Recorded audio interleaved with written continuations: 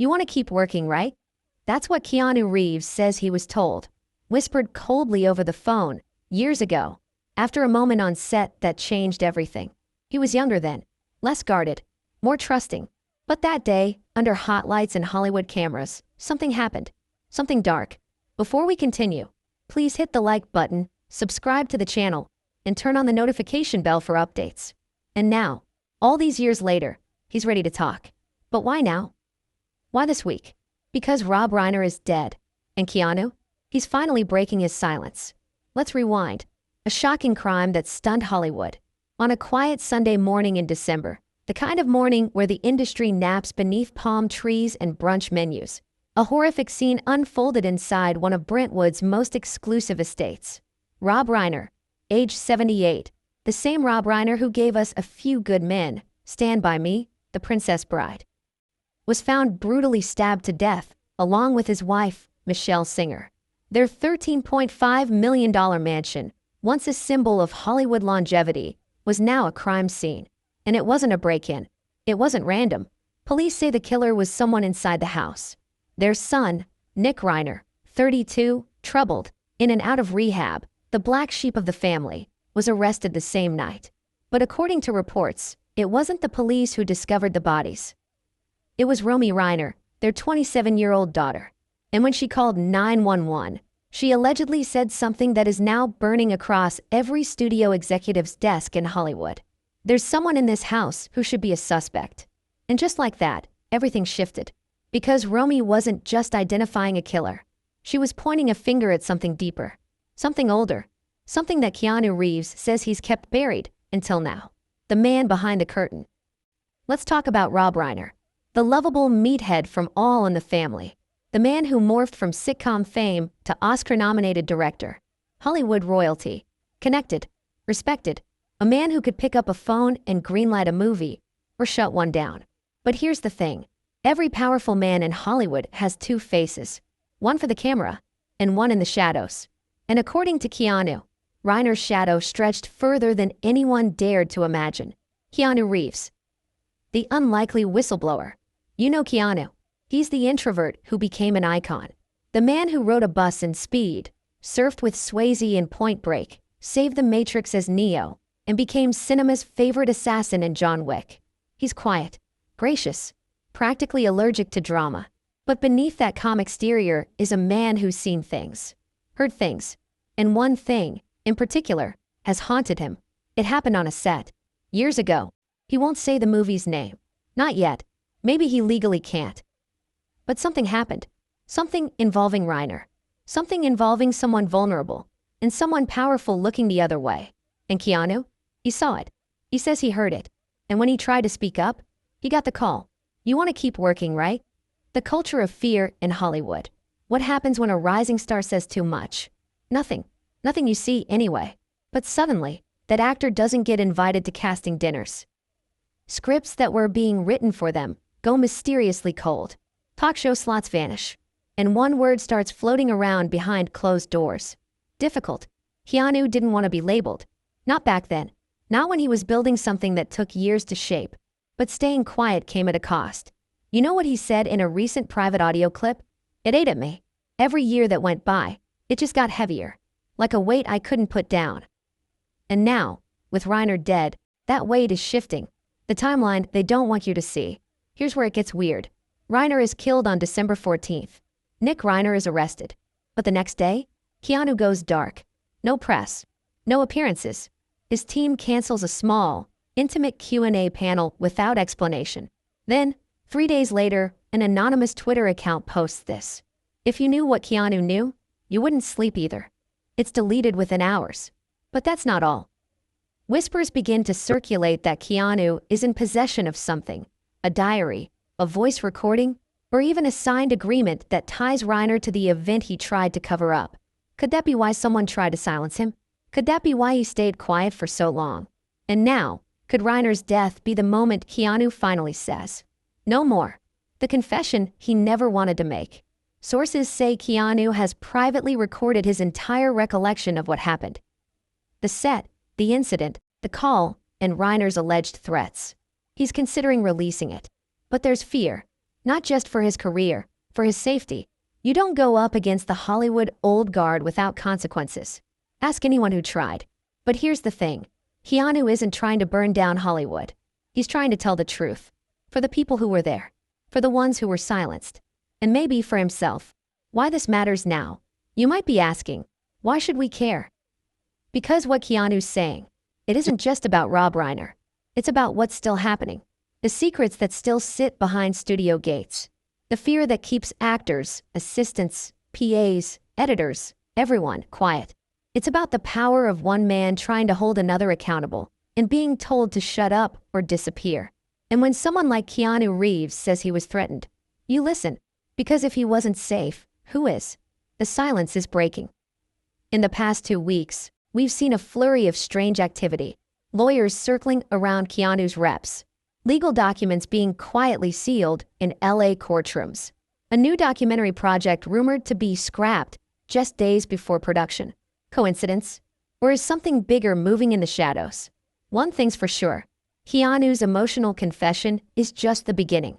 Because what he's about to reveal next could flip the entire narrative.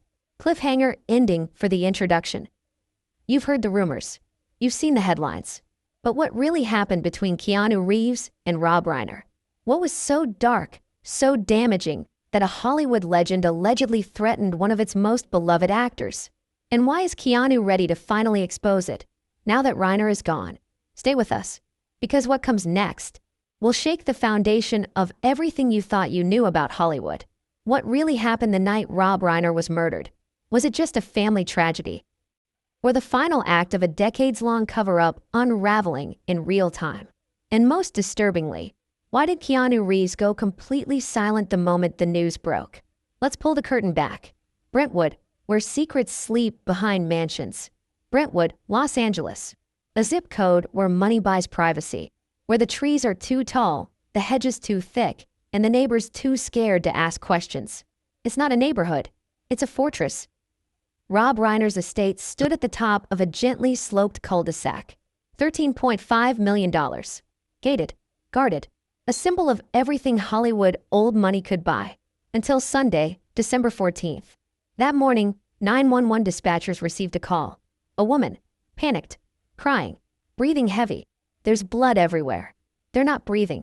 My parents, they're gone. That voice. Romy Reiner. Age 27. Rob and Michelle's only daughter. The operators tried to calm her, but it was too late. By the time first responders arrived, the scene was brutal. Both bodies were found in the master bedroom.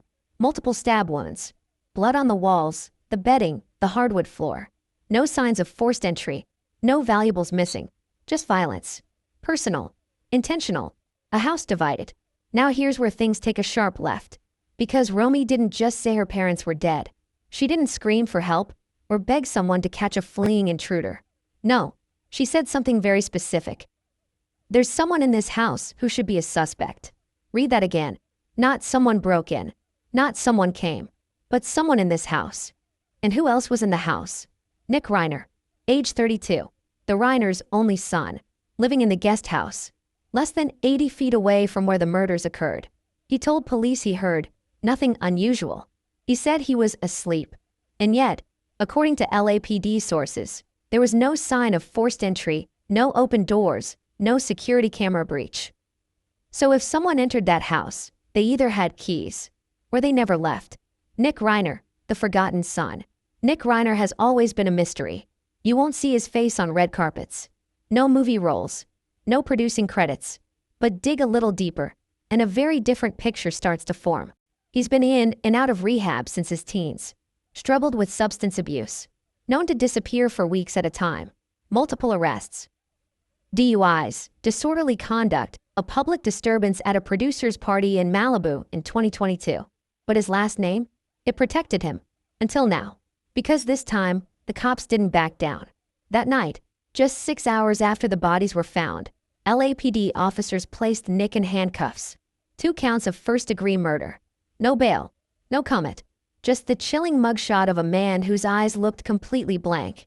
But here's the twist. Even as news outlets scrambled to cover the shocking crime, a strange silence fell across Hollywood. No statements from Rob's longtime collaborators. No tweets from major actors. No memorials. No vigils.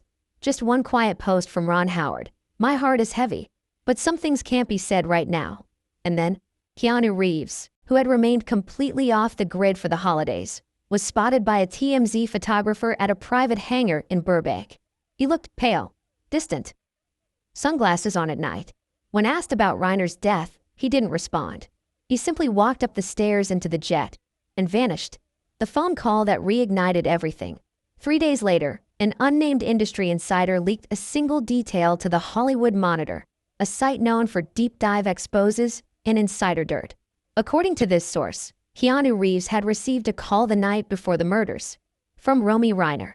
And what she said, "You were right. He's dangerous. Be careful." What does that even mean? Was she talking about Nick? Was she talking about her father? Or was she referring to the weight of something even darker, the long shadow of a cover-up too big to control? The article was online for just 42 minutes before it was pulled. No explanation, just a 404 error.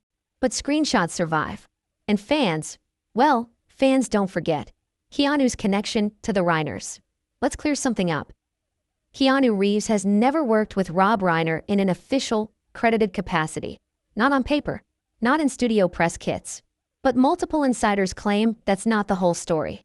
Back in the early 90s, before Speed, before The Matrix, Keanu had done screen tests and auditions under Reiner's Castle Rock umbrella. He was on the fringes of Reiner's influence, invited to private producer brunches, weekend script readings, and industry mixers. It was during one of those unofficial productions, an indie-style film that was allegedly later shelved, where the incident happened, where Keanu saw something, and Reiner allegedly said to him, "This doesn't leave this set. You understand me?" Those exact words, according to someone very close to Keanu, were never forgotten. And now, with Reiner's murder, the past is coming back with a vengeance. The Reiner estate, a house full of secrets. Back to the Brentwood mansion. Police secured the entire property within hours. But according to leaked dispatch logs, something inside the house delayed the investigation. A hidden panic room. A private vault inside Rob Reiner's office. It took locksmiths 5 hours to crack it open. And what did they find? We don't know, because it's all sealed under a gag order.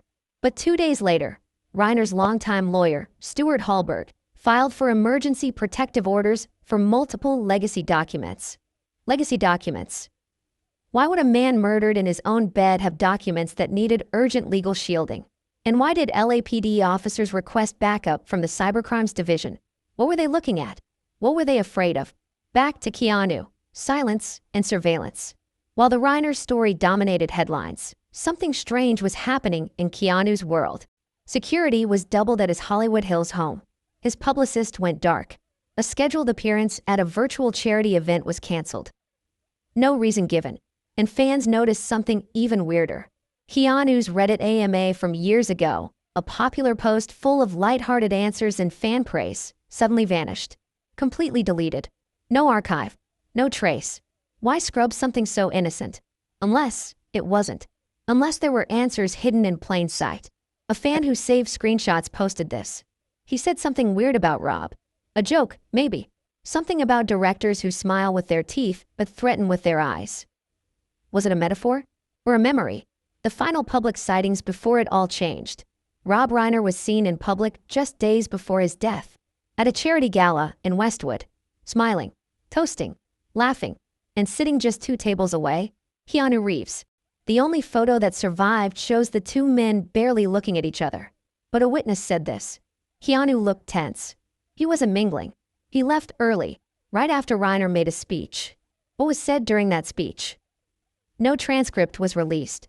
But according to the event planner, Reiner made a strange, off-the-cuff joke. This town's all about memories. And lucky for me, mine are protected in a vault. Laughter, applause, and maybe a warning? Mini cliffhanger ending. So let's recap. Rob Reiner is dead. Nick Reiner is behind bars. Rob Reiner whispered a warning to Keanu just hours before the murders. And Keanu? He's vanished again, but not for long. Because what happens next could explain why Keanu Reeves stayed silent all these years, and what finally made him say, "Enough." What does it take for a man like Keanu Reeves, a beloved icon, a global star, a man known for kindness and humility, to lose sleep for 30 years. According to him, it started with a single scream and ended with a door slamming shut, right before Rob Reiner looked him in the eye and said, "You saw nothing." Let's rewind the reel to where the silence began. The unnamed film no one talks about. It wasn't a blockbuster, not even a cult classic. In fact, most people have never even heard of the film because it was never released, never titled, never promoted, buried deep in studio vaults and NDAs so thick they might as well have been carved in stone. But for insiders, the rumors were constant. A low-budget, ensemble-style feature in the early 1990s, shot over 6 weeks, produced quietly under Castle Rock Entertainment, the studio Reiner co-founded. The story? Some say it was about a struggling rock band. Others claim it was a murder mystery with a twist ending. But one thing is consistent across all the whispers. Keanu Reeves was there. He wasn't the star. Not yet. But he was there. On set. In costume. Learning lines. Smiling between takes. Until the day everything changed. The scene that was never meant to be. It was late. A night shoot. One of those intense setups where the air smells like wires and coffee and everyone's trying not to snap. Keanu had wrapped his scene early and was walking past the far end of the set toward the trailers when he heard it. A scream. Not scripted. Not rehearsed. Raw. Real. He paused. Listened. It was followed by a slap, then shouting, then silence. Something inside him told him to move. To not ignore it. He turned a corner and saw a partially open door. One of the small, auxiliary rooms used for makeup touch-ups or costume adjustments. What he says he saw through the crack of that door. He's never said it directly. But years later, in an audio recording sent anonymously to a journalist, the one now being analyzed for authenticity, Keanu says this. "She looked terrified. He was too close. And when I stepped in, they both turned. One with shame, the other with rage. The she? A young extra, barely 18, maybe younger. The he? A man Keanu would only refer to as the executive. But according to multiple sources, that man wasn't alone. Rob Reiner was standing right behind him, watching. Reiner's response, the threat no one forgot. Keanu didn't confront them. Not then. He backed away, stunned, walked fast to the assistant director, and said, "Something's wrong in room 5. The AD looked at him, blinked, and said nothing. Within 30 minutes, production was shut down for the night. The next morning, the young extra was gone. Her name was removed from the call sheet. Her contact information scrubbed from the crew list. When Keanu asked what happened, the response was clinical. Creative differences. She didn't fit the vibe. But that afternoon, as Keanu sat outside his trailer, still trying to make sense of what he saw, Rob Reiner showed up. Not smiling. Not jovial. No charm. Just quiet, controlled fury. He sat down beside Keanu, didn't look at him, and said, "This is how it works. You keep your head down, you show up, you do the job. You don't ask questions. You don't interfere." Then he turned, eyes like ice. "You want to keep working, right?" That was it. No yelling. No dramatics. Just a sentence that would haunt Keanu for decades. The cover-up begins. Within days, the vibe on set shifted. The energy, once collaborative and loose, turned tight and cold. Conversation stopped when Keanu entered the room. The director, a young, promising filmmaker, began avoiding him. Producers stopped making eye contact. By week's end, Keanu's scenes were restructured. A week later, the entire project was shut down due to creative disagreements and budget concerns. And Keanu? He got a letter, not an email, a printed letter, delivered to his apartment. It read, "Thank you for your contribution to the pilot project. We regret that the film will not proceed as planned. We appreciate your professionalism. No studio seal, no contact name, just silence. The girl no one remembered. He tried to track her down, the girl in the room. But without a name, there was nothing to go on. Even her costume records had been recycled. Only one crew member, a junior lighting assistant, said anything remotely helpful. He pulled Keanu aside and said, "I heard she was flown out the next day. Studio jet. No one's seen her since." And then he added, "Just be careful, man. This place doesn't forget." A pattern of vanishing voices. Now here's where the puzzle expands. Because this wasn't the first time Reiner's productions had been associated with sudden shutdowns and silenced whispers. Two other projects in the early 90s, both Castle Rock-backed, had abrupt exits from young actresses and crew. No public explanations. No lawsuits. Just quiet disappearances and confidential settlements. And if that sounds like a pattern, Keanu noticed too. He began connecting dots, asking questions quietly, but every door led to a wall. Until, years later, someone reached out. Someone who had also been there. The diary that shouldn't exist. We'll dive deeper into the diary in Chapter 4, but here's what matters for now. A few years after the set incident, Keanu received an anonymous package. Inside, a photocopied section of a handwritten notebook. No return address. No letter. Just a note on the front. Room 5. You weren't the only one. The pages described everything. Names. Descriptions. Details of how Reiner allegedly shut down other actors who raised alarms. One line, in red ink, circled 3 times. They tell you to stay silent, but the truth screams behind the door. Keanu kept that package locked away, but he never forgot it. And now, in the wake of Reiner's death, it's that very diary that may hold the key to everything. Keanu's breaking point. The more he tried to ignore it, the heavier it got. And here's something only a few people know. In 2005, right before the Lake House premiered, Keanu tried to speak out. He scheduled a private interview with a journalist friend, a known Hollywood truth seeker. The interview was never published. Why? Because just days after it was recorded, the journalist's laptop was stolen.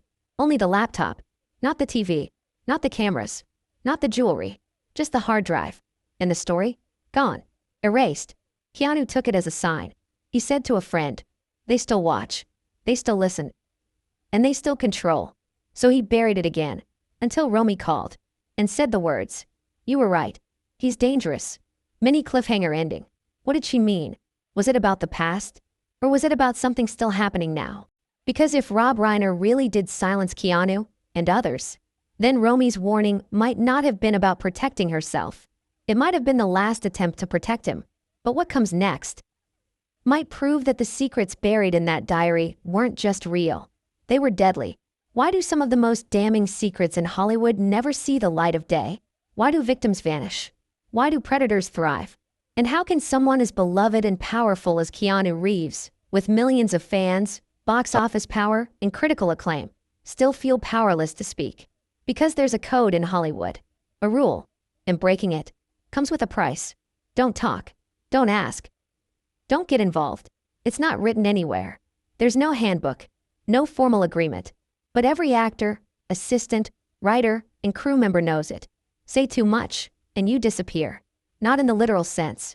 You don't get shoved into a van or exiled to a desert. No, it's worse than that. You vanish in reputation, in relevance, in silence. Phone calls stop getting returned. Agents suddenly don't know what to do with your brand. Directors say you're too intense now. Tabloids find dirt they weren't even looking for.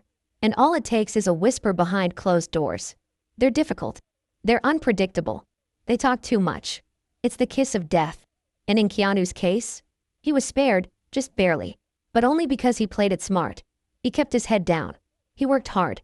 He stayed quiet. Until the weight of that silence nearly broke him.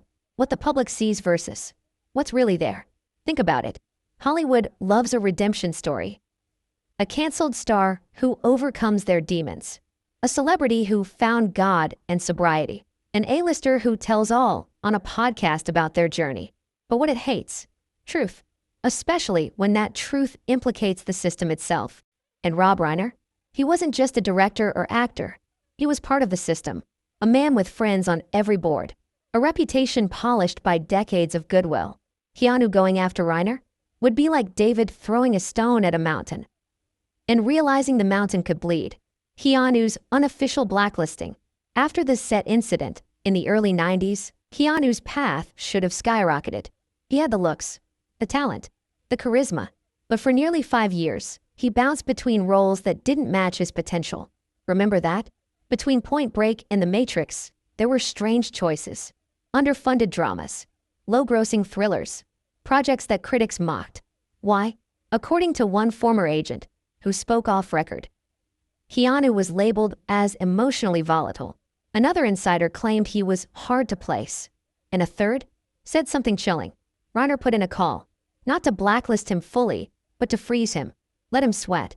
Remind him who owns the playground. That's how power works in Hollywood. It's not about lawsuits. It's not about headlines. It's about back channels. It's about one quiet phone call to a studio head that starts with, "Between you and me." Parallel victims. The others who tried to speak. Keanu wasn't alone. Over the years, others tried. An actress from a 1994 drama. A sound engineer from a 1997 Castle Rock film. A teenage assistant who worked for a screenwriter tied to Reiner. They all came forward privately.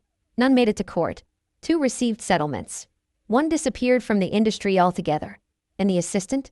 She was found dead in 2004, ruled a suicide. But her last email, sent to a friend just days before, read, "If something happens to me, promise me you'll make noise." But no one did, because that's the second part of the code. Silence doesn't just protect the powerful. It scares the witnesses into submission. The media's complicity. Now let's talk about the press. Because you might think, why didn't a journalist break this? The answer? They tried. But even the boldest reporters run into one immovable wall: liability. Rob Reiner's legal team was legendary. They'd send cease and desists for rumors. They'd threaten lawsuits for anonymous allegations. And when that didn't work, they'd charm the editors, take them to lunch, offer an exclusive on some fluff piece next month, trade access for silence. It's a game, a sick barter system. And Keanu? He played defense until the game started attacking people he cared about. The turning point, when Keanu nearly snapped. It was during press for John Wick 2.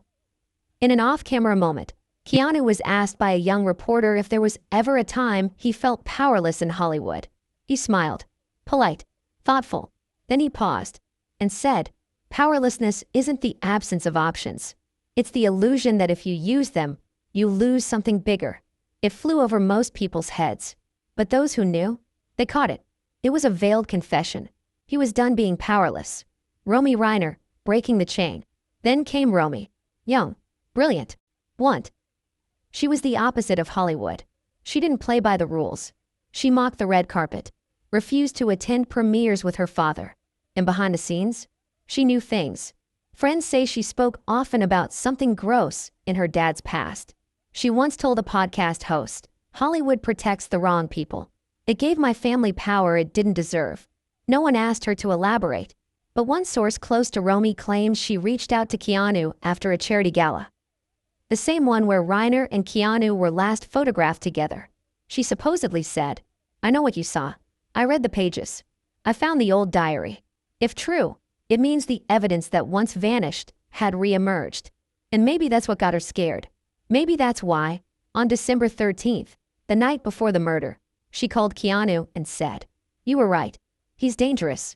Be careful." The silent hand behind the curtain. So let's step back. Rob Reiner is dead.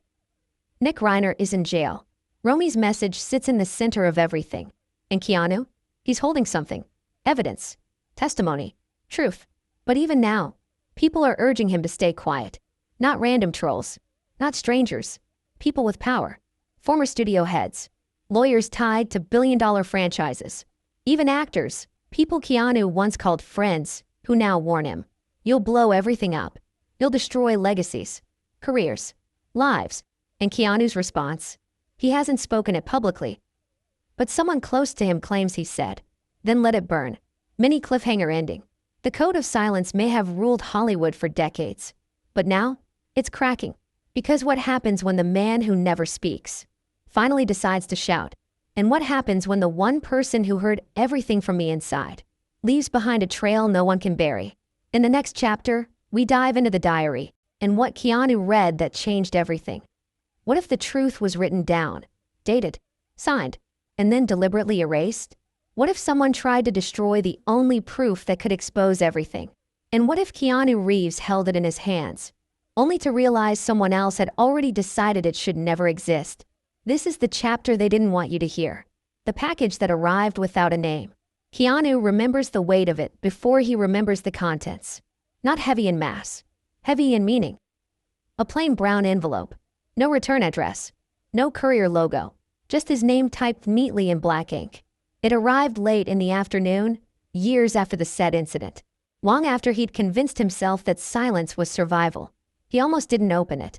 He had learned, by then, that unanswered questions were safer than answered ones. But curiosity won. Inside were photocopied pages, uneven margins, spiral binding holes torn at the side, handwritten notes in blue and red ink. A diary. Not a journal, a record. And on the first page, a line underlined 3 times. I'm writing this because if I don't, someone will pretend it never happened. Keanu sat down and started reading. Who wrote the diary? The author never used her full name, only initials. ML. According to multiple insiders, she was a junior production coordinator, not famous, not powerful, but observant. The kind of person who knew everyone's schedule, everyone's habits, everyone's secrets. She worked on multiple Castle Rock affiliated projects in the early 1990s. She was there the night of the incident, and she was terrified. One entry stood out immediately. Room 5. Night shoot. I heard yelling, then crying, then him laughing. Rob was there. He didn't stop it. Keanu froze. Room 5. The same room. The same night. The same scream. A pattern, not a one-off. As he kept reading, the pattern emerged. This wasn't one incident. It was several. Different sets. Different dates. Different victims. Same names. Same methods. Same aftermath. Each time something happened, the response followed a script. The person involved vanished from the call sheet. A check appeared. An NDA followed. And anyone who asked questions was warned. One entry read, "They told me it was normal. That I was overreacting. That this was how movies were made." Another, "Rob said protecting the studio was protecting everyone. I don't think he meant me." The most chilling line, "I'm afraid that if I keep this, I won't be safe. But if I destroy it, no one will ever know." Why the diary mattered. This wasn't gossip. It wasn't hearsay. It was contemporaneous documentation. Dates, times, names, locations, written before scandals, before exposés, before anyone thought the walls could crack. That's why it mattered. That's why it scared people. Because diaries don't forget, and courts take them seriously. The day it disappeared, according to the last intact entry, ML planned to turn the diary over to an attorney. She even named the date. 2 days later, she was fired. No warning, no explanation. Her apartment was broken into the same night. Nothing stolen, except one thing, the diary. She reported it to the police. The report exists, though it's oddly brief. No suspects, no follow-up. Case closed. 3 weeks later, Mel moved out of Los Angeles. No forwarding address. No social media presence. Gone. But not before copying sections. Sections that somehow ended up in Keanu's hands years later. Keanu's reaction, guilt, then fear. Keanu didn't feel relief reading it. He felt guilt. Because it confirmed what he already knew. And because it proved he wasn't imagining things. He wasn't alone. But fear followed quickly. Because if someone had gone to such lengths to erase this diary once, what would they do to erase it again? He locked the pages away. Didn't tell his agent. Didn't tell his lawyer. Didn't tell anyone. Except one person. A trusted friend who would later become the ally we'll talk about soon. And that may have been the moment everything truly escalated. The second copy no one expected. Here's where things take an unexpected turn. Years after receiving the photocopies, Keanu was contacted by a woman using a burner phone. She claimed to know ML. Claimed there was another copy. Not photocopied. Original. Hidden. She said it was kept somewhere no one would look. And then she said something that made Keanu's stomach drop. "They're asking about you again." Before he could respond, the line went dead. No number to call back. No trace. Just the echo of a warning. Rob Reiner's obsession with control. People close to Reiner say he was obsessed with legacy. Not money. Not awards. Control. How he would be remembered. What stories survived him. He kept files. Notes. Old contracts. Settlement agreements. And according to former assistants, he was paranoid about documentation. One assistant recalled him saying, "Paper is dangerous. Paper remembers." Which makes one thing impossible to ignore. If the diary existed, and Reiner knew it did, then destroying it would have been a priority. And if he couldn't destroy it, silencing anyone connected to it would have been the next step. The diary's reappearance after the murder. After Reiner's death, something strange happened. An encrypted email landed in Keanu's inbox. No greeting. No explanation. Just 3 scanned pages. Handwriting he recognized instantly. ML's. One line was circled in red. If anything happens to him, look at the children. They know more than they say. The timestamp? December 13th. The night before the murders. Which raises a chilling question. Did someone find the diary again? And if so, did Rob Reiner find it first? What the diary allegedly reveals next. Sources familiar with the remaining pages say they include references to secret payouts disguised as script development fees, studio jets used for quiet exits, threats disguised as career advice, and one final entry that simply reads, "He said if Keanu ever talked, he'd regret it." No date, no signature, just that sentence. Keanu's choice. At this point, Keanu faced a decision. Stay silent and let the diary remain a ghost. Or speak and risk everything. Because once you acknowledge a document like that publicly, you invite scrutiny. You invite lawyers. You invite danger. And yet, with Rob Reiner gone, the man who allegedly enforced the silence was no longer there to control the narrative. But the system he built? That was still very much alive. Mini cliffhanger ending. The diary was supposed to disappear forever. But it didn't. It resurfaced at the worst possible moment. Just as a family imploded, a murder investigation exploded, and Keanu Reeves began to realize the truth had a momentum of its own. In the next chapter, we uncover the 2-page confession hidden within that diary, the one Keanu says finally broke him. And once you hear what it contains, you'll understand why someone might kill to keep it buried. What could possibly be written on 2 pages that made Keanu Reeves crumble? What secret was so powerful, so explosive, that a man known for stillness, for patience, peace, and presence, was left shaken, pale, and silent for days? These weren't just any pages. They were a confession, and they may explain everything. The pages that shouldn't exist. The photocopies arrived in a second envelope. No return address. Postmarked from outside California. Inside, 2 sheets of yellowed paper, folded 4 times, sealed in a thin plastic sleeve. The top of the first page had a title, handwritten in large, uneven print. "If I vanish, read this." And beneath that, what looked like a goodbye letter, mixed with something far more damning. A declaration, a confession, from a woman pushed too far, silenced too many times, and holding on to a story no one wanted to hear, except one man. Keanu Reeves. I was there too. The writer identified herself in the opening line. "My name is Marissa Langley. I was the PA on Project Midnight." What you now call the shelf Castle Rock film. This was ML. The same initials from the diary. The one who had vanished. Fired. Forgotten. Until now. She continued. People think what happened on that set was a misunderstanding. That the shoot fell apart. That the funding ran out.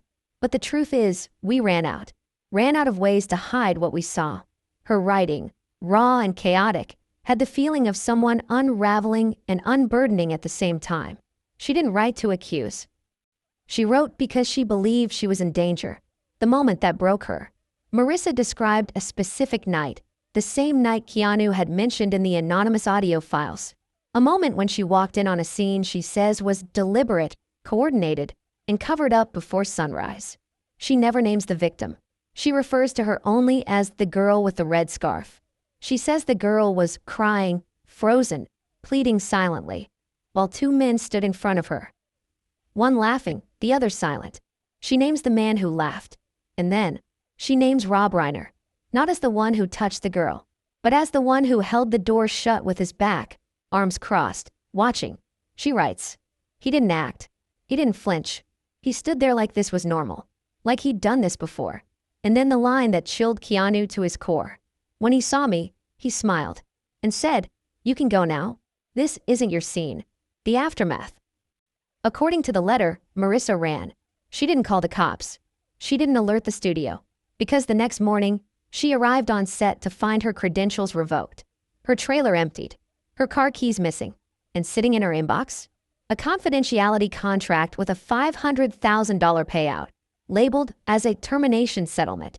She never signed it. She fled Los Angeles 3 days later. She writes, "I kept a copy of my notes. I kept the pages. I tried to stay quiet. But this silence feels like I'm helping them." And then, page 2.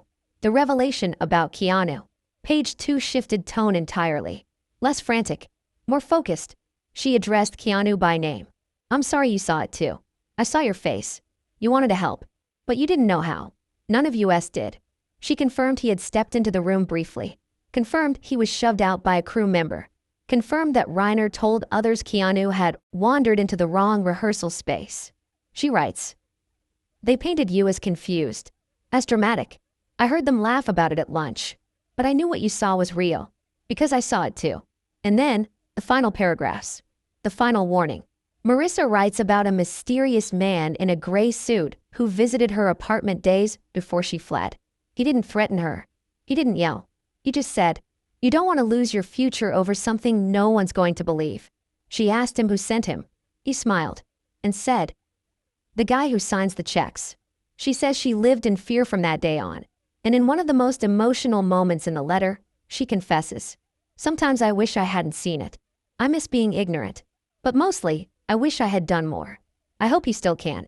She signs it, Marissa, and adds, in shaky script, if this ever gets to Keanu, tell him he was the only one who looked scared for her, not for himself. Keanu's reaction. He read the letter 3 times. Then he reportedly sat for hours in silence, holding it in his lap, staring into space. According to a close friend, he said only one thing that night. She remembered everything, even what I tried to forget. That friend, a longtime confidant, later claimed that this letter was the turning point. The moment Keanu decided he couldn't protect Reiner's legacy anymore. Because protecting it meant protecting a lie. Legal minefield. Keanu couldn't just publish the letter. It was unsigned, undated, except for a handwritten 96, and unverifiable, at least legally. But emotionally, it was crystal clear, and the language matched the diary. The style, the structure, the voice. Forensic linguists later claimed with 91% certainty that both were written by the same person. But even that couldn't stop the machine from spinning. Because days after Keanu shared the letter with a private legal advisor, his home was broken into. Nothing stolen, except a hard drive. And the original letter, gone. Only the copy remains. Thankfully, Keanu had made one digital scan, backed up, encrypted, off-site. But to this day, the physical confession remains missing, which raises a terrifying question. Was someone watching? And if so, how far were they willing to go to keep this story buried? Romy's role becomes clearer.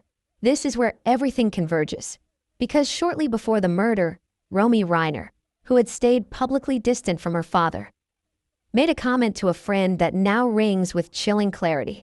She said, I found something in his office. Something that made me sick. I think he was part of it. Or at least, he let it happen. Did she find the original letter? Or another copy? Or perhaps Marissa's full diary? We don't know. But hours after making that comment, she called Keanu and said, you were right. He's dangerous. Be careful.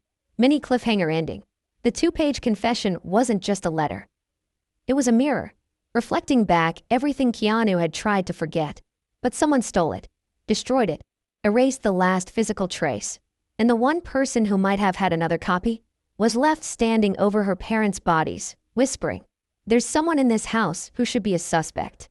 In the next chapter, we expose what Hollywood did after Keanu received the letter, and how the blacklist threat finally became real. What happens when one of Hollywood's most respected stars decides to tell the truth? You'd think the world would listen, right? You'd think the industry would applaud the courage. But instead, it tried to make him disappear. Because in Hollywood, when you cross the wrong people, they don't yell at you. They don't drag you into court. They don't even threaten you. They erase you. The first sign, silence where there should have been applause. Keanu was at the peak of his second resurgence. John Wick, Chapter 2 had dominated the box office. Fans called him the internet's boyfriend. Memes celebrated his kindness. Directors lined up to work with him. But then, something shifted. Right after he quietly shared Marissa Langley's letter with a private legal contact, and word began circulating that he was holding on to something. The energy around him changed.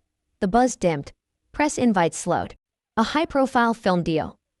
A big-budget sci-fi drama where Keanu was locked in as lead, suddenly restructured.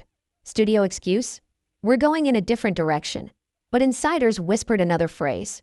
He's about to cause problems. The whisper campaign begins. It started small. A casting director mentioning to a producer that Keanu had become paranoid. A PR rep claiming Keanu was on edge, even combative in meetings. All false. All unproven. But in Hollywood, whispers move faster than truth. And suddenly, Keanu, a man known for being low drama, punctual, and deeply professional, was being labeled as difficult. And that one word kills careers. Because no studio wants to risk investing millions in someone who might walk off set, might speak out, might flip. Never mind that Keanu had done none of those things. The perception was seeded, and like a weed, it spread. The phone call that confirmed it all. A former agent, who had once worked with Keanu during his early Castle Rock days, called him one night, not to offer support, to warn him, "They're doing it, man. They're freezing you. It's not a full blacklist. It's a quiet one. Enough to make you stall out." Keanu asked, "Who's behind it?" The answer? Doesn't matter. Could be a dozen people. All it takes is one studio head who owed Reiner a favor, or one lawyer with enough dirt to push a call. And then, you're playing with something they buried for decades. You sure you want to dig it up now? Keanu didn't answer. He didn't have to. Projects suddenly falling apart. Within 6 months, 3 major projects Keanu was attached to either collapsed or moved on without him. A cyber thriller for Netflix, greenlit, budgeted, but mysteriously dropped. A biopic he was set to direct, financing pulled. A limited series about 1990s LA corruption, replaced by another actor days before filming. The reason? Always vague. Scheduling conflicts, creative differences, vision shift. But behind closed doors, producers were being advised, legally, to minimize liability. One studio exec reportedly told a showrunner, "You don't want Keanu involved right now. He's got ghosts around him." The psychological impact. This wasn't just a career freeze. It was personal. Keanu's longtime friends began pulling away. People he'd worked with for years stopped returning messages. He was invited to fewer industry events, left off award nomination shortlists, passed over for film festival panels. And when he asked his team about it, silence. Or worse, "We're not sure. People are just nervous." Even his lawyer, the one who first reviewed Marissa's letter, suggested he let it go for now. "The evidence isn't hard enough, Keanu. You're risking everything." To which Keanu reportedly replied, "If the truth needs to be softer, maybe I'm not the one who should be silent." The role of Reiner's legacy network. Let's be clear, Rob Reiner wasn't just a director. He was a gatekeeper. He had decades of favors owed to him, mentored dozens of producers, launched the careers of now powerful execs. And even in death, his name carried weight, especially when it came to defending what he stood for. One veteran screenwriter described it like this: "Rob was Hollywood's smiling uncle. If Keanu's story gets out, it rewrites the entire image of one of our supposed good guys. And that's terrifying to the people who bet their reputations on him." So the network moved, not to destroy Keanu, but to stall him, to isolate, to make him question himself. Because once he did, he might walk away on his own. But he didn't. The ally who fought back. This is where a new name enters: Seth Molina, a journalist, former investigative producer, once helped expose the hush money operation tied to a major music mogul. He had heard whispers about Keanu, heard about Marissa's diary. And he reached out directly, off-grid, no studio, no deal, just curiosity. And what Keanu told him broke him. Seth agreed to help validate the diary, to cross-reference it with studio records, to find anything that could back it up legally. But 3 weeks into the investigation, Seth called Keanu and said something chilling. "I think they're watching you, because they just followed me." The real threat arrives. Days after that call, Keanu's home alarm system was triggered. No forced entry. Just a disabled camera. A back gate left open. Nothing stolen, except a single external hard drive, the one containing all notes about Marissa's diary, the audio clip, and Seth's findings. The police shrugged. No evidence. No witnesses. Another random break-in. But Keanu knew better. He said to a close friend, "This is what a quiet blacklist looks like. You don't just lose roles. You lose peace." The most chilling message yet. An anonymous text, sent to Keanu's private number. No contact info. No reply channel. Just 7 words. "You'll wish you had stayed in character." Not a threat. A warning. From someone who understood who he was and what he was about to do. Hollywood's final attempt at silence. Before things escalated further, Keanu was offered a deal. An executive, unnamed, but rumored to be tied to Castle Rock's early board, reached out through a mutual contact. The offer? A production deal. His own small studio imprint. Full creative control. No press. No interviews. Just art. But the condition? He drops everything. No diary. No mentions. No interviews. Just move on. For the sake of your legacy. Keanu declined. And when asked why, he allegedly replied, "If I say yes, I become him. I become the man who said nothing." Mini cliffhanger ending. The blacklist didn't break him. It hardened him. Because Keanu realized the machine wasn't built to protect people like Marissa. It was built to bury them. But what happens when the buried truth starts clawing its way back to the surface?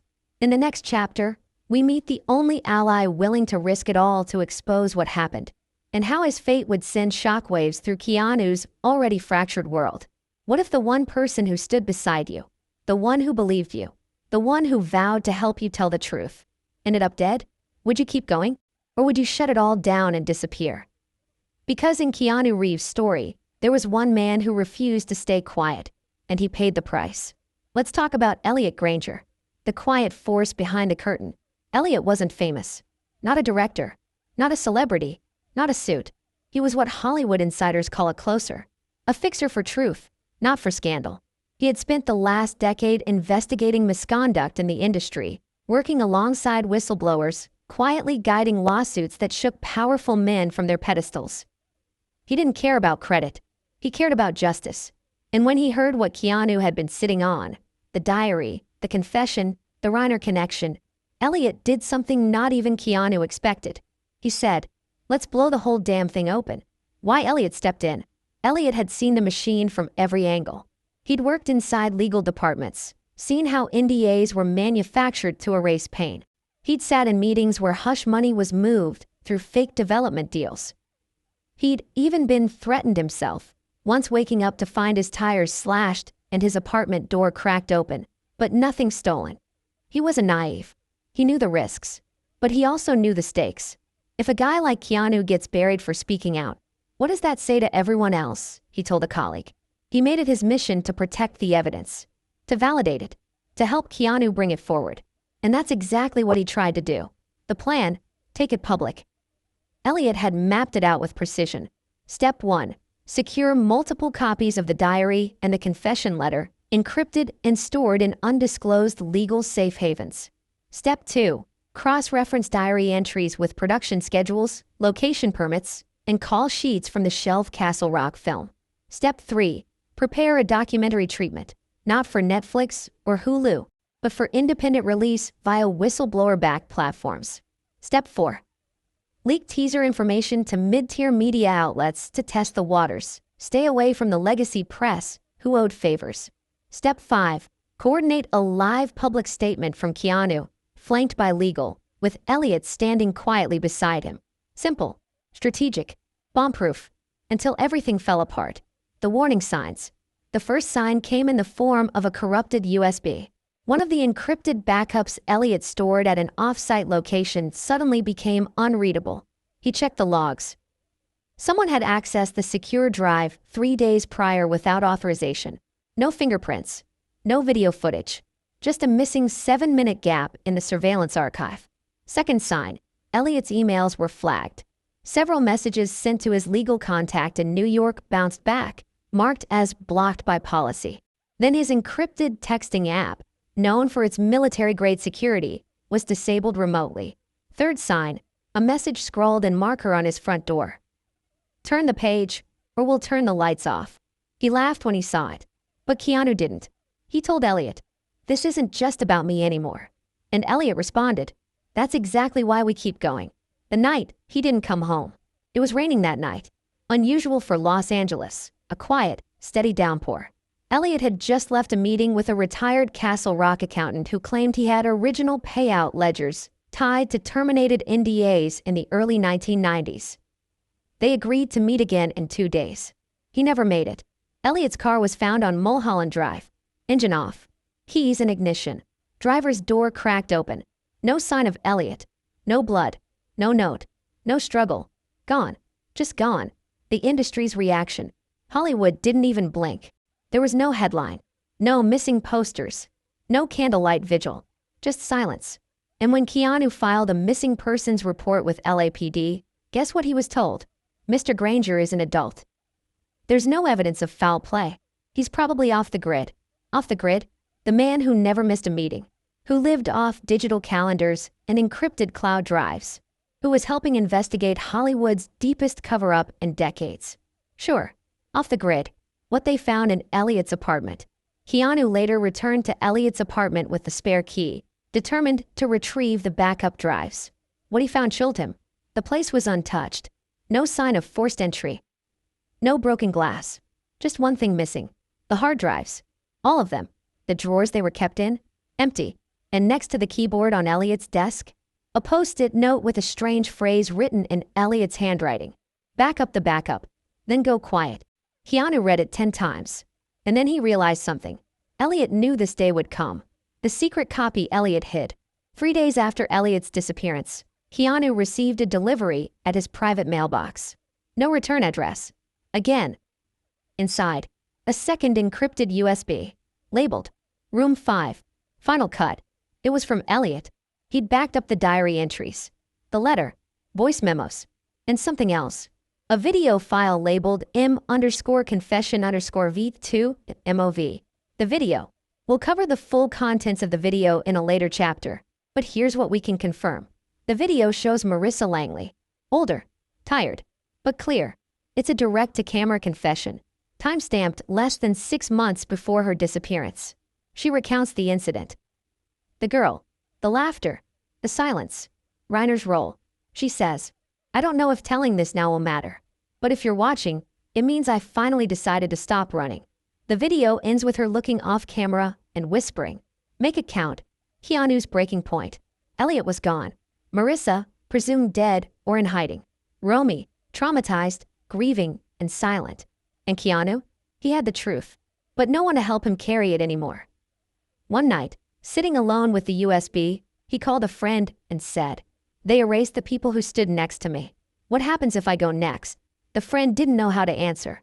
Because in this story, disappearance is part of the system. Mini cliffhanger ending. Elliot Granger may be gone, but the trail he left behind still burns. And that USB may hold more than just memories. Because in the next chapter, we reveal what Keanu found when he finally opened the file labeled m_confession_v2 MOV. And why it may be the smoking gun no one in Hollywood ever wanted seen. What does it take for a man like Keanu Reeves, a beloved icon, a global star, a man known for kindness and humility, to lose sleep for 30 years? According to him, it started with a single scream and ended with a door slamming shut, right before Rob Reiner looked him in the eye and said, you saw nothing. Let's rewind the reel to where the silence began. The unnamed film no one talks about. It wasn't a blockbuster, not even a cult classic. In fact, most people have never even heard of the film because it was never released, never titled, never promoted, buried deep in studio vaults and NDAs so thick they might as well have been carved in stone. But for insiders, the rumors were constant. A low-budget, ensemble-style feature in the early 1990s, shot over 6 weeks, produced quietly under Castle Rock Entertainment, the studio Reiner co-founded. The story? Some say it was about a struggling rock band. Others claim it was a murder mystery with a twist ending. But one thing is consistent across all the whispers. Keanu Reeves was there. He wasn't the star. Not yet. But he was there. On set. In costume.